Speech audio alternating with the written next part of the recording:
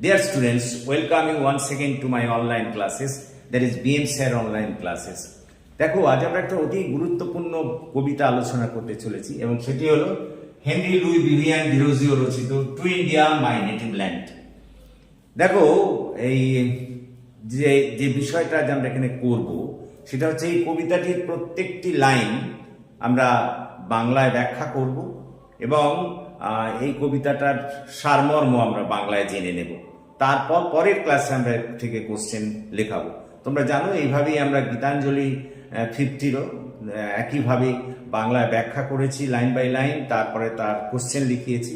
ঠিক তেমনিভাবেই আমরা এই কবিতাটিরও প্রথমে আমরা লাইন বাই লাইন ব্যাখ্যা করব এবং তারপর এর থেকে কোশ্চেন লিখব। দেখো প্রথমে দু এক কথা ডিরোজিও সম্পর্কে বলে নিই।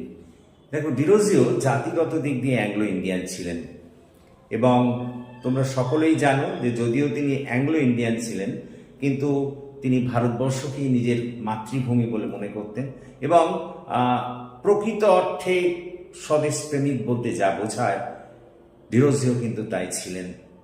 এবং অতি অল্প বয়সে তোমরা সকলেই জানো যে তিনি হিন্দু কলেজের মতো নামজাদা কলেজে অধ্যাপনা করার সুযোগ পেয়েছিলেন ইংরেজি সাহিত্যে এবং শুধু অধ্যাপনা করার সুযোগই পাননি এবং বলতে পারি তিনি একজন নামজাদা অধ্যাপকে অতি অল্প বয়সেই পরিণত হয়েছিলেন এবং তার অধ্যাপনার দ্বারা প্রভাবিত হয়ে তৎকালীন সময় অন্যান্য কলেজের ছাত্রছাত্রীরাও কিন্তু তার ওই ক্লাস করতে যেতেন এবং তিনি সেই সব ছাত্রদের নিয়ে একটা একাডেমিক অ্যাসোসিয়েশন বলে সংগঠনও তৈরি করেছিলেন।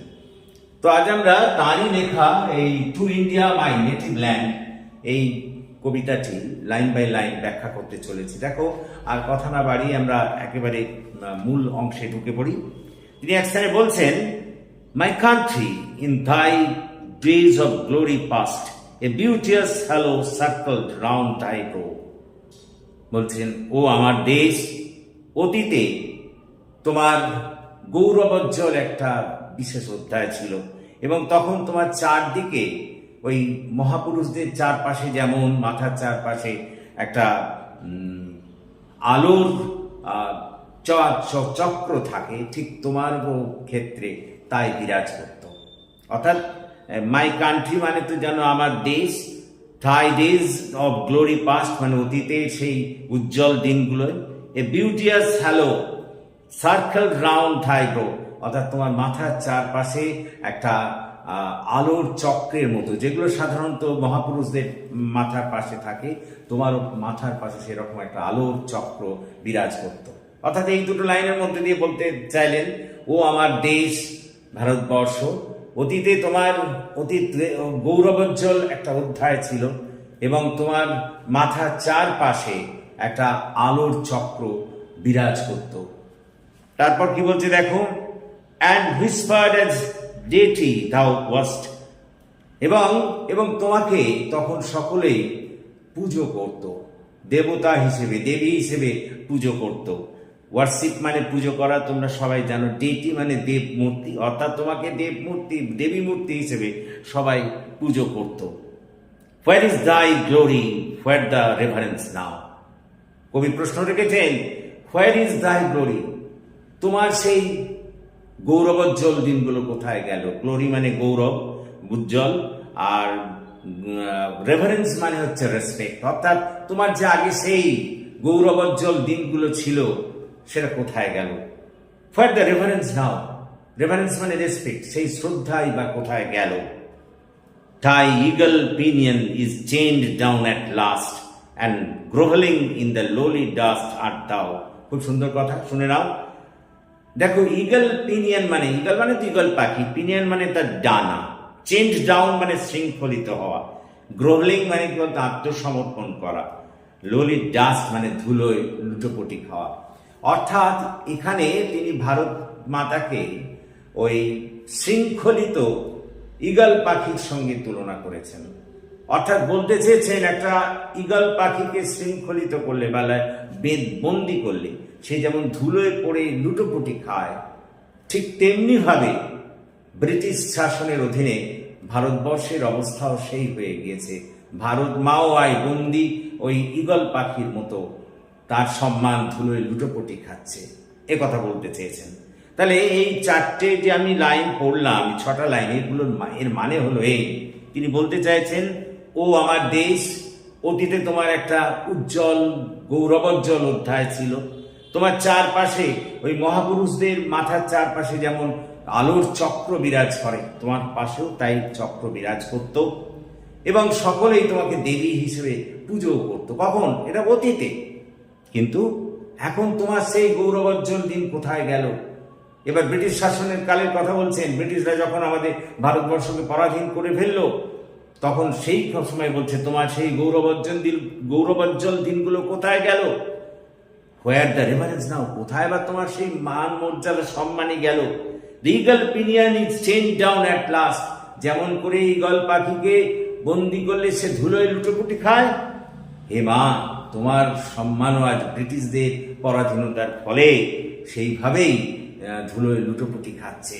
দেখো এখানে গ্লোবালিং মানে আত্মসমর্পণ করা, আর ডাস্ট মানে তো ধুলো জানো, উইগল পিনিয়ন মানে ঈগলের ডানা, অর্থাৎ ঈগল পাখির ডানা বেঁধে দিলে সে যেমন ধুলোয় লুটোপুটি খায়, ঠিক তেমনি ভাবে ভারতবর্ষকে বোঝাচ্ছেন যে তোমারও অবস্থা তাই হয়েছে ব্রিটিশদের পরাধীনতার ফলে, মান মর্যাদা সবকিছু ধুলোয় লুটিয়ে গেছে। তারপর কি বলছে দেখো, the minstrel hath no rate to wave for the save the sad story of thy misery. দেখো মিনিস্ট্রাল মানে হচ্ছে কবি, আর এখানে স্যাড মাইজারি মানে ওই দুঃখ দুর্দশার অবস্থাকে বোঝানো হচ্ছে। তারপর তার মানে বলতে চেয়েছেন যে এখন তোমার গৌরব গাথা কিছু গাওয়ার বিশেষ ব্যাপারই নেই।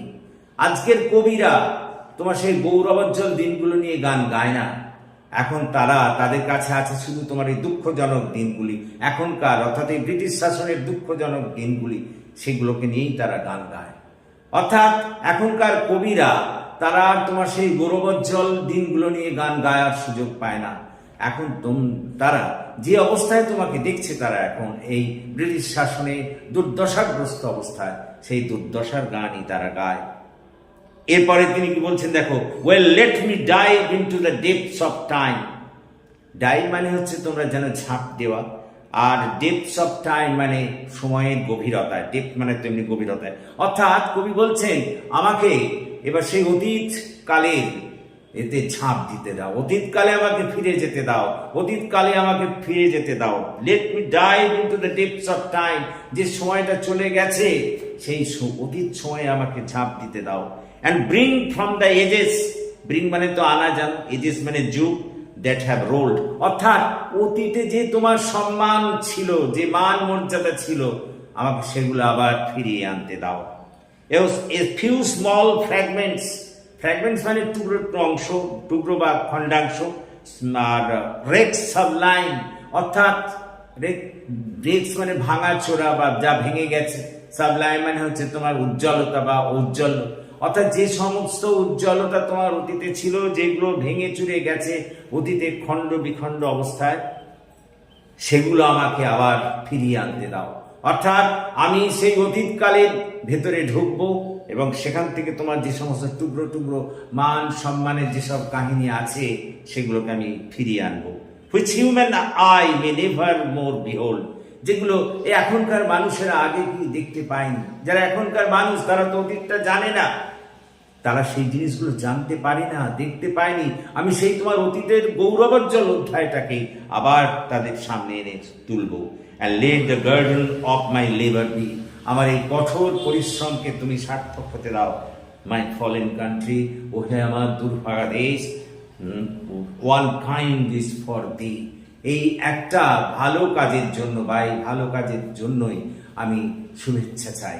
অর্থাৎ কবি এখানে কি বলতে চাইলেন, আমি পুরোটার মানে তোমাদের একবার বলে নিই। সারাংশ হচ্ছে এই যে কবি বলছেন ও আমার দেশ, অতীতে তোমার একটা গৌরবোজ্জ্বল অধ্যায় ছিল এবং তোমার চারপাশে ওই মহাপুরুষদের চারপাশে যেমন আলোর চক্র বিরাজ করে, সেই রকমই গৌরব গাথা বিরাজ করত, আলোর চক্র বিরাজ করত।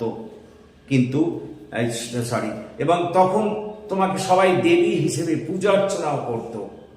কিন্তু তারপর ব্রিটিশ শাসকেরা যখন এলো, তারা সমস্ত কিছু এখান থেকে তোমার লুটপাট করে নিয়ে চলে যেতে লাগলো। তারপরে তোমার সেই গ্লোরি বা উজ্জ্বলতাও চলে গেল। এখন তোমার সেই গ্লোরি বা উজ্জ্বলতা কোথায়? এখন তোমার সেই মান মর্যাদা কোথায়? ব্রিটিশ শাসনে সেগুলো সব ধূলিসাৎ হয়ে গিয়েছে।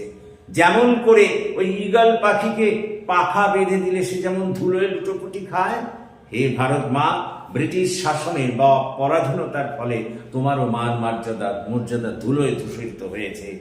এবং এখনকার কবিরা আর তোমার সেই গৌরবোজ্জ্বল গাথা নিয়ে গান গায় না, কারণ সেগুলো তো এখন তো তারা দেখতে পায় না। এখন তারা শুধু তোমার দুর্ভাগ্যজনক অবস্থা দেখছে এবং সেই দুর্ভাগ্যজনক অবস্থার এই গান গাইছে। অতীতে গৌরবোজ্জ্বল গান গাওয়ার তাদের আর সুযোগ নেই। তারপর কবি বলছেন, কিন্তু হে মা, আমাকে তুমি ঝাঁপ দিতে দাও সেই অতীত সমুদ্রে। অর্থাৎ সেই অতীত সময়ে যখন তোমার সেই গৌরবোজ্জ্বল দিনগুলো ছিল, তখন আমাকে সেই সময়ে ফিরে যেতে দাও। আমি সেখানে ফিরে যেতে চাই এবং সেখান থেকে তোমার যে সমস্ত অতীতে গৌরবোজ্জ্বল অধ্যায়ের দিকগুলো ছিল, টুকরো টুকরো সেই সব দিকগুলোকে আমি ফিরিয়ে আনতে চাই। এখনকার মানুষেরা সেই সব দিনগুলো বা সেইগুলো জানে না। আমি তাদের সামনে সেগুলোকে ফুটিয়ে তুলতে চাই, ফুটিয়ে দেখাতে চাই যে এক সময় তোমার কত গৌরবোজ্জ্বল দিন ছিল, কত মান মর্যাদা ছিল। আমি তাদের সামনে এটাকে তুলে ধরতে চাই। সুতরাং সেই কাজে তুমি আমাকে মা শুভাশিস দাও বা আমাকে শুভেচ্ছা দাও, যাতে আমি সাথে সফল হই। অর্থাৎ কবি এই যে কবিতাটার মধ্যে দিয়ে বলতে চাইলেন যে তার দেশের বর্তমান অবস্থার কথা বুঝিয়েছেন। অর্থাৎ ভারতবর্ষে ব্রিটিশ শাসনের ফলে মান মর্যাদা ধুলোয় ধূসরিত হয়েছে, মা পরাধীন হয়ে পড়েছে এবং সেই পরাধীন অবস্থা থেকে তাকে পুনরায় মুক্ত করার জন্য তিনি দেশের তরুণ সম্প্রদায়ের কাছে সেই অতীত দিনগুলোকে আবার ফুটিয়ে তুলতে চান, তার সেই মান মর্যাদাকে ফিরিয়ে আনতে চান দেশমান। সেই কারণেই তিনি এই কবিতাটি তরুণ সম্প্রদায়ের কাছে তুলে ধরতে চেয়েছেন এবং তার মধ্যে দিয়ে তাদের পরোক্ষভাবে এই আবেদন জানিয়েছেন যে তারা যেন সেই অতীতের কথা স্মরণ করে ভারতের মান মর্যাদা ফিরিয়ে আনার জন্য ব্রিটিশ শাসনের বিরুদ্ধে আবার লড়াই করে, ব্রিটিশ শাসকদের সরিয়ে দিয়ে মাকে যেন মুক্ত করে। অর্থাৎ এক কথা এটাকে আমরা একটা দেশাত্মবোধক কবিতা বলে উল্লেখ করতে পারি। তার মানে সোজা কথায় এই কবিতাটির মধ্যে দিয়ে বলতে চাইলেন যে হে মা, এক সময় তোমার অতীত যথেষ্ট গৌরবোজ্জ্বল দিনগুলো ছিল এবং তোমার চারপাশে ওই মহাপুরুষদের মতো একটা খ্যাতির চক্র বিরাজ করত, তোমাকে সবাই দেবী হিসেবে পুজো করত। কিন্তু হায়, ব্রিটিশ শাসন আবির্ভাবের ফলে সেই সব কিছু নষ্ট হয়ে গেল। ব্রিটিশ পরাধীনতায় তোমার সেই মান মর্যাদা ধুলোয় ধূসরিত হলো। এটা কেন একটা তুলনা করেছেন যে একটা ঈগল পাখিকে তার পাখা বেঁধে দিলে সে যেমন ধুলোয় লুটোপুটি খায়। মাগো, ব্রিটিশ শাসনের ফলেও তোমারও মান মর্যাদা লুটোপুটি খেয়েছে, তোমারও মান মর্যাদা নষ্ট হয়ে গিয়েছে। তাই তো আজকের কবিরা তোমার সেই উজ্জ্বল দিনগুলোর গান আর গায় না, তাদের সেই সব জিনিস আর ঝুলিতে নেই। এখন তারা তোমার এই দুর্ভাগ্যের দিনগুলো, এই দুর্দশাগ্রস্ত দিনগুলো নিয়ে গান বাজে। কিন্তু মা, আমি সেই তোমার অতীত কালে ফিরে যেতে চাই। সেই অতীত সময়ে তোমার যে গৌরবোজ্জ্বল দিনগুলো ছিল তার টুকরো টুকরো ঘটনা আমি তুলে আনতে চাই, এনে আমাদের সকলের সামনে, যে মানুষেরা এই সব দিনগুলো দেখেনি তাদের সামনে তুলে ধরতে চাই, বোঝাতে চাই যে মা তোমার কত খ্যাতি, কত মান মর্যাদা ছিল। এই কথা বলে আমি তাদের পুনরায় অনুপ্রাণিত করতে চাই সেই দিনগুলো ফিরিয়ে আনার জন্য, যাতে এই সব ঘটনা দেখে তারাও অনুপ্রাণিত হয়ে ব্রিটিশ শাসনকে সরিয়ে দিয়ে তোমাকে মুক্ত করতে পারে। মা, আমার সেই শ্রমকে তুমি সার্থক করে তোলো। এই হচ্ছে মূল কবিতার অংশ। আশা করি তোমরা বুঝতে পেরেছ। সুতরাং আজকে এই পর্যন্তই আমরা থামবো। পরের দিন আমরা এই কবিতাটির থেকে যেসব কোশ্চেন হয়, প্রশ্ন হয়, সেগুলোকে লিখবো। So thank you for watching and listening. Please comment, share and subscribe my channel.